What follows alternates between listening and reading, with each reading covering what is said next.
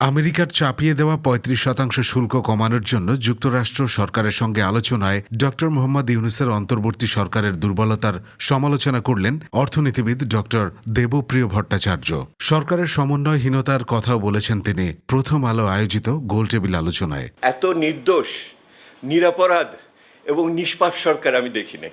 কোনো দুর্বল সরকার সফল নেগোসিয়েশন করেছে এরকম ইতিহাস খুব কম।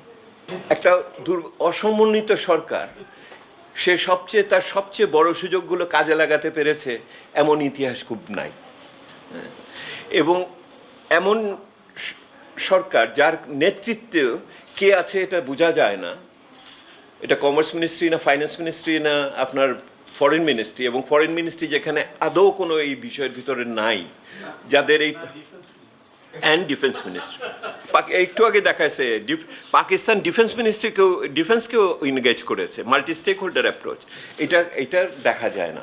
এবং সেই রকম সরকার পারে না তার যদি আরও পলিটিক্যাল লেজিটিমেসি না থাকে।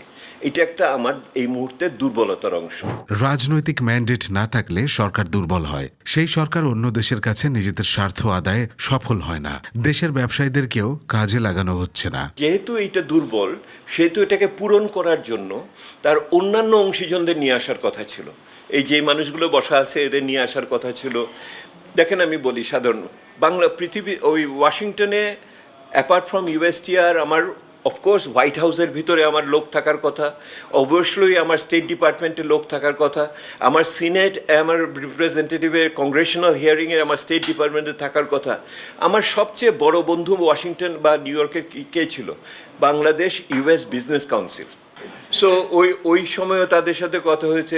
When I have the privilege of going to New York with the honourable chief adviser, ওখানে ওদের সাথে যে সমস্ত দে আর অলওয়েজ রেডি। এরপরেও তারা মিটিং করতে চাচ্ছে, SMS করতেছে, কিন্তু আমরা তো রেসপন্স দিতে হবে। সো মাল্টি স্টেক হোল্ডার করার জন্যও কিন্তু যেই ধরনের শক্তি, যেই ধরনের নেচার অফ গভর্নমেন্ট দরকার সেইটা।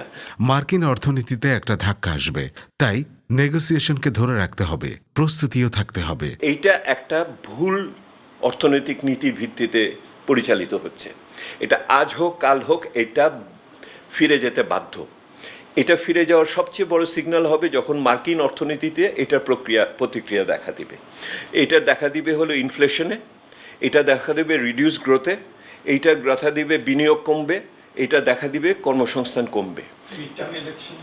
তো এখন পর্যন্ত গত মাস পর্যন্ত মার্কিন অর্থনীতিতে ওই রকম কোনো ধাক্কা আসে নাই, কিন্তু আগামী 6 মাসের ভিতরে এটা আসবে। এবং আমার কথা আমি আমি বলছি এটা মুস্তাফিজকে এবং অন্যদের জায়গায়, আমি ঢাকা চেম্বারে এখানে গেছিলাম, সেখানেও বলে আসছি, আমাদের শক্তি নিয়ে থাকতে হবে কোনো একটা কারণে নেগোসিয়েশন করে সময় দিয়ে। এটা আগামী বছরের নভেম্বর পর্যন্ত। নভেম্বর 26-এ মিড টার্ম ইলেকশন হবে সেনেট এবং House of Representative. By that time অর্থনীতি তাদের ওখানে ব্যাকল্যাশ দিবে, আর বাই দ্যাট টাইম আমার ধরে রাখতে হবে। সেহেতু নেগোসিয়েশনটাকে এমনভাবে আমাদের করতে হবে যাতে অন্তত আগে 1.5 বছরের ভিতরে এটা থাকি। বর্তমান সরকারকে নিষ্পাপ নির্দোষ সরকার বলেও উপহাস করেন দেবপ্রিয় ভট্টাচার্য, যিনি অন্তর্বর্তী সরকার দায়িত্ব নেওয়ার পরপরই দুর্নীতির শ্বেতপত্র তৈরির কমিটির প্রধান হিসেবে কাজ করেছেন। আমি তো আগের সরকারের একাধিক সরকারের সাথে কাজ করেছি।